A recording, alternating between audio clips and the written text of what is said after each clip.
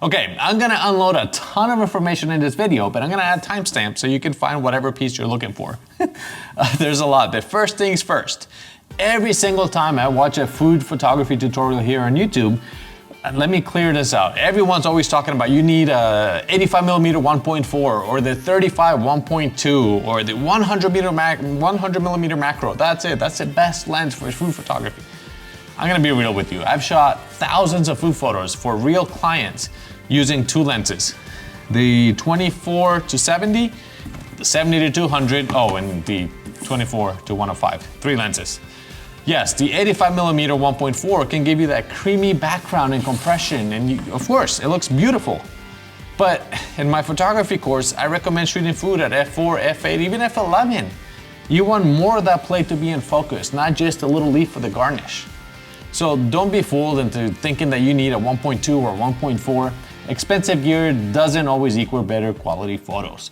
Some of the sharpest photos I've made come from basic lenses like the 24 to 105. You just have to know how to shoot with intention. Cheap lenses are often sharpest in the center. So if you put your subject in the center, you can always crop to add that composition, whatever composition you're looking for. Now let's talk about lighting. People love to overcomplicate things. Natural light is great. LEDs, COBs, strobes, bounce cards, all good. But you don't need a huge lighting setup. Front lighting, it's always flat. And worse, it puts your shadow on right on the food. A side light is way better, and you get long shadows that give you depth and texture. You add a little bit of a backlight, and now you got highlights and a little bit of contrast with the little bright pieces. Use white and black cards to modify what you already have. It's creative, it's simple, and it works. Don't be afraid to mix color temperatures. I see this one a lot. It's not a mistake, it's an opportunity. Like in this whiskey shot I did in a restaurant. I had cool natural light coming from the window in the background, and then a warm tungsten light from the top over the table. The warm and cool tones tie everything together. It made that color contrast. It made the drink pop and glow. Now, I'll share a few more examples here in lighting a little bit later on the video. I'm gonna actually do a little photo shoot here. The biggest mistake I see in food photography is forgetting what the hero is. If you're photographing fried chicken, you better put the fried chicken in the center, in your focus, not the mashed potatoes in the front. Because now it's a photo of mashed potatoes with chicken in the background. If you want to include the sides, shoot them creatively. Shoot for blur, use a longer lens like the 70 to 200 so that it doesn't take away from the main subject. You still know what it is, but you're keeping the main subject. Rule of thirds, it's a great starting point, but don't follow it blindly. You can cut out boring parts of the dish. Nobody's here for the lettuce. Well, maybe if it's a salad, but nobody's here to see the lettuce. As long as the hero ingredient is clear and the photo works, you can crop out part of the plate, part of the ingredients, just so that as long as your main dish, your hero shot here looks delicious. So yeah, food photography is actually very easy. It's just we tend to complicate it a lot. Keep it simple, make the food look like something you want to eat. Light it in a way that it brings out the personality, or that it just so it doesn't get lost in the noise there. Make it pop. If you want more details on how to shoot food photos, check out my course, my photography course. I'm gonna be putting a link down here in the video description. Let me tell you a quick story. When I started food photography, I don't know, maybe 10 or more years ago, I had 3 speed lights. These are 3 strobes that I was using for real estate photography. And so I did a 3-point light setup. I have a light here, here, and from the back or from the top. Beautiful, bright, everything looked beautiful, no shadows. The clients loved it. But sometimes my batteries would start to die off, and once in a while, one of the lights wouldn't work. So I only had 2 lights, one from the side and one from the back. This gave me a darker side with long shadows, and it added a lot of depth. It was a mistake, but I loved it. So I started using that more for other clients. They didn't even notice it, but the food looked much better. All right, here's the thing. Most clients don't know what they're looking at. As photographers, we do because we obsess over lighting and details and all this. Clients just want their food to look good. So they don't care how many lights you're using, where the light is, where the light's coming from. Most people don't understand these things. That's up to us to make the food look the best it can look. And to me, adding that depth, that shadow, that really make things stand out and make it just, wow, that looks way better. All right, now let's talk about a secret ingredient I mentioned. And no, it's not huckleberries, even though every time I make a video with huckleberries or photos with huckleberries, they tend to sell often, especially in the summer. The secret ingredient is what I just mentioned. It's shadow, it's a depth. Now, let me set things up here and see if we can do a quick photo shoot so you can understand what I'm talking about.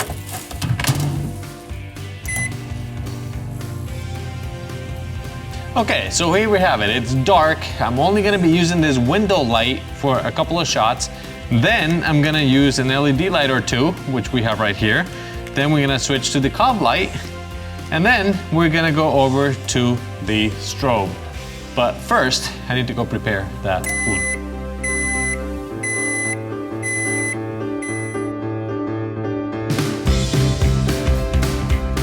I have these waffles here with the huckleberry sauce, which I know I'm gonna sell because it's huckleberry. But the other thing is you can't see me because I'm backlit. So for now, let me turn on these lights so you can at least see me and get an idea of what we're gonna be doing. So the camera's right here. I'm also gonna be using these reflectors. They're black and white cards. So there are white cards inside. It's got this metallic reflector and a black card on the other side. So I can remove light, block light, reflect light, however I want to use it. Now let me shut these LED panels off so you can see what I'm talking about. With those off, the only light source right now is coming from the window and it's coming in this direction. The light from here is flat. There's no shadow because I'm looking with the light. If I put the camera here, now there's a shadow on the food because I'm blocking the light, so that's never gonna work. So an example, here's a shot using the natural light, the flat light, and it looks fine, but the background, it just doesn't look that great.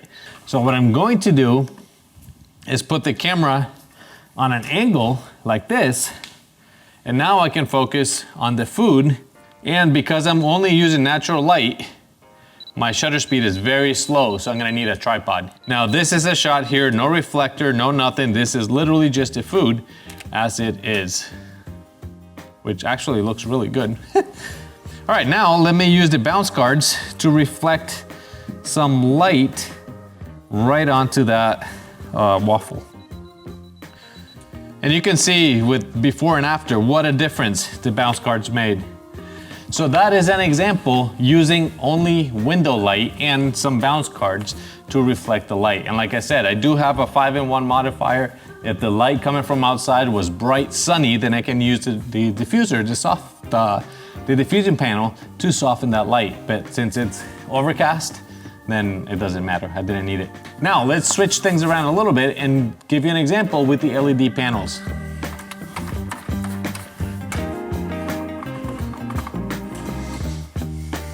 Okay, you can see right away that with the LED panels, I can control the light a lot more. I can shut the blind. Now I can get up close. It's a way softer light because I'm right up close. It's a bigger light source here. I have another panel in the back with a warm light to highlight some of the features here. I could use one or two, and I can also use the bounce cards to reflect some of that light back onto the food. Let me do a couple of shots here just to show you the example. Still, I need a tripod because even though I have this much light, there's no way I'm gonna handhold and walk around and doing pictures at f10 at a fifth of a second. So let me get a shot here and show you what that looks like. So you can see right away what a difference it makes when you compare shots, looking side to side, what that photo looks like when I can control the light.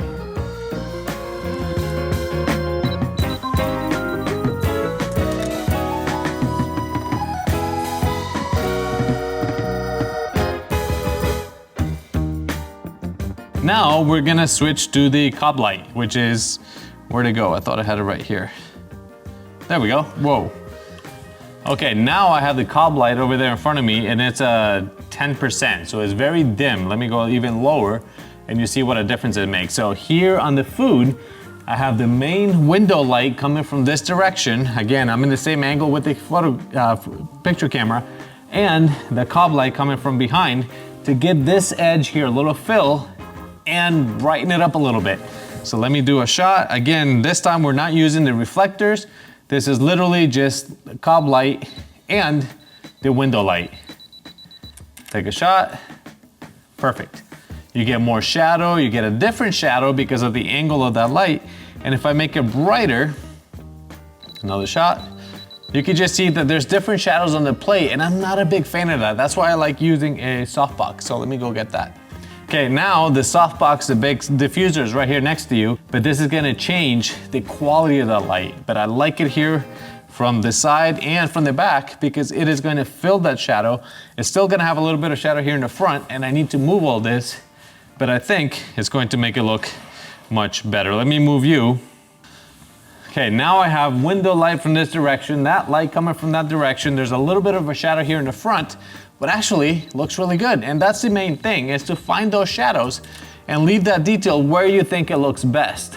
See, now the thing about using this COB light with the softbox at a lower setting is that now that's light is working like these two panels were working before. That's literally just a fill light.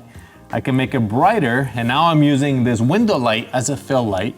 That'll change my camera settings, and the brighter I go, then this is just gonna fill in here. So that's what I like about these lights, is that I can control how I wanna use them. So if I have ambient light, I can use it with that ambient light. Let me take a photo here in low. And now I'm going to brighten that up again. That'll change my camera settings. Perfect.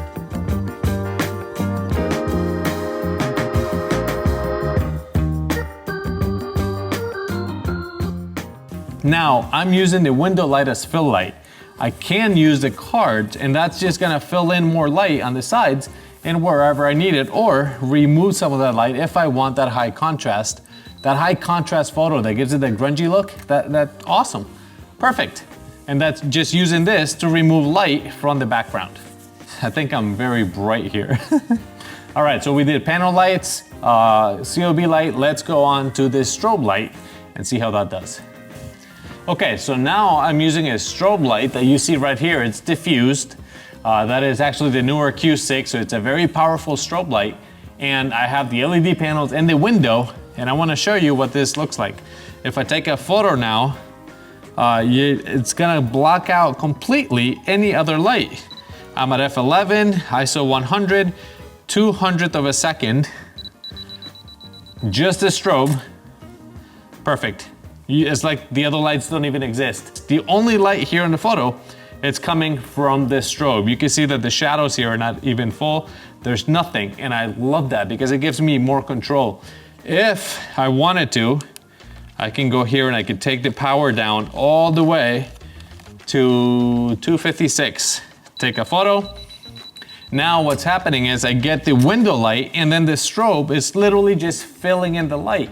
So I can use it in multiple ways. See how good that looks? I have the light from the side from the strobe, and I have the window light. So it is perfect no matter how I want to use it. I like having full control, so having it at a quarter or a full power will give me better camera settings so I can ignore every other light out here and focus on that. All right, now I'm gonna be using the strobe at full power, 100%, and let me show you here what it looks like. That's a 100%. It even bounced off the walls here and reflected a little bit of light. But now I'm gonna be using this to fill in that light. Again, beautiful light, 100%. Look at that, look at the food here. Look at how it's illuminated and how there's light all the way around. I can still get a little bit of shadow and depth from this side because I'm only bouncing in some light, but it eliminated completely the LED panels and the light from the back. That's why I like the strobes. They give me the most control over my product, my food, my whatever situation. I can use them as fill, or I can use them as the main light. But anyway, let me go shoot a few more things to see what we can sell and go from there.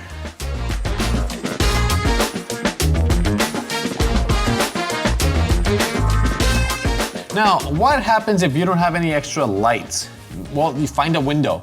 Use a 5-in-1 reflector like this one. I mean, they're cheap. There's no excuses. These things are cheap. If it's very harsh light coming through the window, use the diffusing panel. That's gonna soften it. If you have an LED panel, much better.